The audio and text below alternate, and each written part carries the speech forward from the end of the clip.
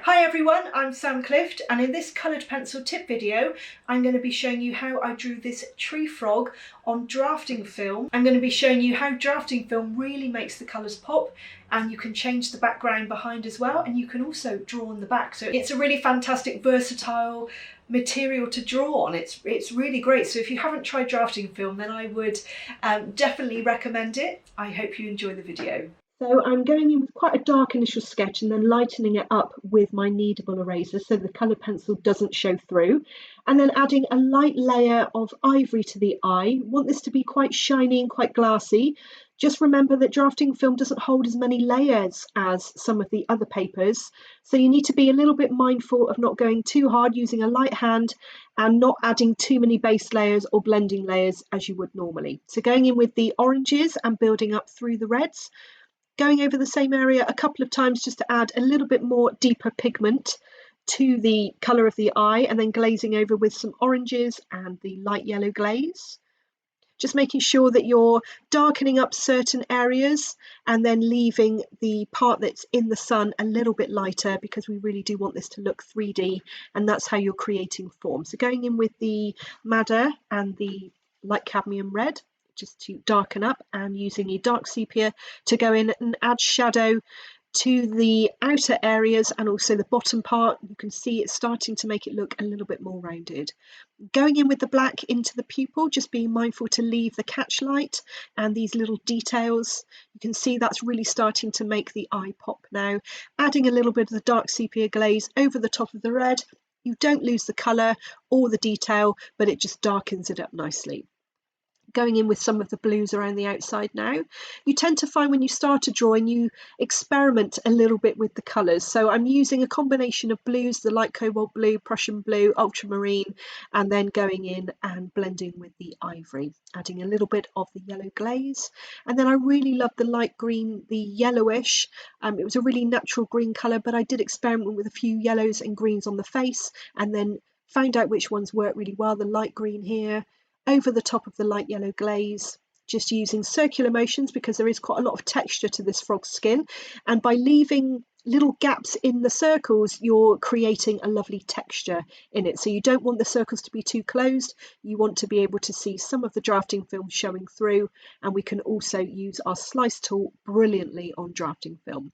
So darkening up around the shadow of the eye with the dark sepia, just adding that to all of the darker parts, using small circles and going over the same area a few times, adding a little bit more shadow to the blue part of the eye to make it all look like it fits, and then just adding the other eye in here with a couple of layers. Going in with the light yellow glaze now all over the frog's face, and you can see it's quite big circles, and then going in with the light green over the top, leaving tiny little gaps. Going in with the permanent green and the leaf green. I didn't use as many greens in the body later on because it was a little bit more of a yellowish colour, but there was a lot of detail going on in the frog's face, adding the chromium green opaque as well as the pine green, and adding those darker greens to the mouth area, and just plotting out where everything goes right now. We can always adjust a little bit later on. So using that chromium green opaque, which is a really nice shadow green, and going in with a little bit of the yellow ochres as well, and the dark Naples ochre. So using those circular motions to go in and darken up some of the green areas a little bit more, as well as the mid-tone greens as well, to blend everything together, including all of the texture and the lighter highlights as well that are on the face. So using the permanent green and the leaf green and also the grass green on the face. So coming in around the eye area, and then the chromium green opaque and pine green to add the shadows, as well as adding a little bit of the texture.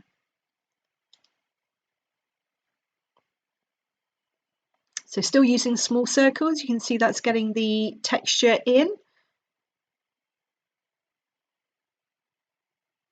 Also experimenting with the juniper green and the chrome oxide green here around the shadows. You can see those small circles. I'm just getting a little bit of detail on the nose. darkening up a little bit more, and then adding a little bit of detail with the dark sepia.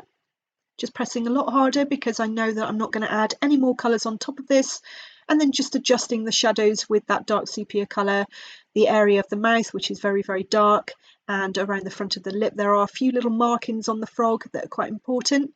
Bring in the slice tool now, and you can see that lifts up the pigment brilliantly. So this is great for adding texture on something like this frog's skin. It's brilliant for that, and then just lifting up some of the highlights around the nostril to make it look like it's raised. So using the slice tool, just tiny little strokes, and you can see that's really just adding to the texture and making it look a little bit wet and shiny, which is what we wanted.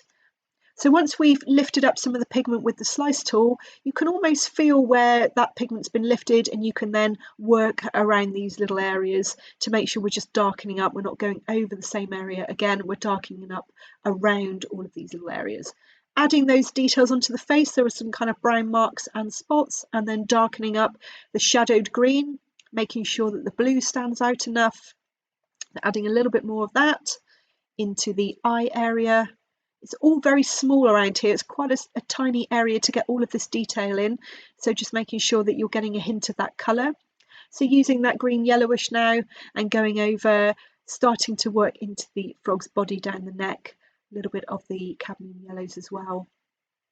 The cream and the olive green, the light green. So again, using small circles. And then just adding a little bit more detail with the permanent green, going over with the light yellow glaze to just bring it all together, fill in any gaps and blend some of the pencil strokes. You will soften the pencil strokes this way. And then the light green again, big circles, making sure that there's a gap in between the circles. Darkening up any markings. There was like a semicircle. So if you want it a little bit darker, going in with the dark sepia. And then small circles around the frog's mouth area. Adding a little bit of the ivory to the bottom, because even though this part was in shadow, we could tell that it was a little bit lighter. Adding a little bit of that green yellowish as well, just add a bit more pigment. And then darkening up with the dark sepia. Again, small circles, this time they're a little bit more closed, so we want the whole area to be darker, and then softening those pencil strokes with the ivory over the top. You can tell that that area is in shadow now. Going in with the pine green just to blend that area in nicely. So going in with the yellow now, and then over the top with the green yellowish. Again, small circles. You can see that I'm leaving those gaps. The circles aren't as closed as they were if you're trying to glaze. You can see that there's gaps in between them, and this is just all adding to the texture of the frog, which is what we want. So using those greens and yellows to build up again, adding the darker midtones. Adding some definition, you can see this creating the form of the frog as well. Darkening up the shadows a little bit more. And then adding a little bit more yellow to the bottom of the frog where the skin tone was a little bit lighter and there was quite a lot of sunlight hitting that area of the frog. So going in with the yellow now and adding the markings, and you can always lift up with the Tombow Mono and the slice tool to add a little bit more texture where you want that to be. Darkening up around the shadows and any areas that you've missed out. Sometimes once you've added other parts, you can see that the parts that you've already gone over need to be a little bit darker, and so you can adjust those later on. Darkening up the side of the body a little bit more with that pine green, and then making sure the shadows are as dark as they need to be with that dark sepia, glazing over the top with small circles. And you can see now that looks a lot more in shadow. It's creating that really lovely form. Darkening up the eye a little bit because that's not getting any sunlight either. And then making sure that it's blended nicely. Going over the top with the permanent green, and then taking up a little bit of pigment to create texture with the slice tool. I'm using the same combination in the legs as well, the light green and the light yellow glaze, going over the whole area and then darkening up with some of the darker greens, the leaf green, the permanent green and the pine green to add that definition and shape into the leg. You need to go a little bit darker, going in with the dark sepia and the pine greens, and also that lovely chromium green opaque, which was a really nice natural colour, and then blending it all together with the green yellowish. Darkening up with the dark sepia, adding that yellow to the foot as well because it tends to blend down into the foot of the frog. It's not all orange. And then adding the shadows where they need to be. I know this is one of the darkest parts, so I can go in with a heavier hand and then adding a little bit of the light blues, the ultramarine, into the bluish parts, using some luminance pencils as well, just to darken up, and then using the luminance, the light blues, light cobalt blue, and then going into the body as well with these blues that work really well. If you put blue over yellow, you're going to get a greeny look, which is what I was looking for, so you can really see how they blend together. And then going in with the dark indigo to darken up the blue, and the dark sepia to overall glaze to create that lovely shadow on the belly of the frog. Darkening up some of those areas so that they all seem to fit in with the dark indigo. Making sure that we're getting that texture in with the pine green, and then adding a little bit of the ochres as well to just darken up some of the yellow. Moving on to the feet, and we're going to go in with the oranges, adding a little bit of the light blue, darkening up with the dark sepia and the darker blues, getting that shadow right, so all of the parts that are in shadow are as dark as they need to be, and then starting to bring in some of the darker oranges and terracottas to darken up the frog's feet, just making sure that there are highlights and shadows within these feet. They're meant to look quite kind of wet and sticky, so you can see there are some highlights there on the end of the toes, and that really makes it look 3D and gives it form. We're going in with the dark sepia now. This is a really fun bit, adding the shadow, so I'm just drawing that in and then going over the top with the dark sepia. Very, very closed loops this time because I want the whole area to be quite a uniform colour. It's very, very dark, and this part really does make the drawing pop. It makes the frog look like it's really popping off the page. So going in with that dark sepia, and there we go. You can see how it really starts to pop off that page with the shadow.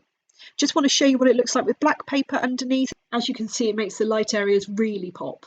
I really hope you enjoyed today's video. If you did, it'd be great if you could like and subscribe and press that bell icon so that you're notified of future videos just like this one. If you want to see the full version of this tutorial in real time, then it's available now in my online membership. I will leave the link in the description box. And don't forget that you can come over and join our amazing Facebook community. It's really lovely, friendly space where you can share your work, gain inspiration and make real friendships. So I'll also leave that in the description box too. I look forward to seeing you next time. Bye for now.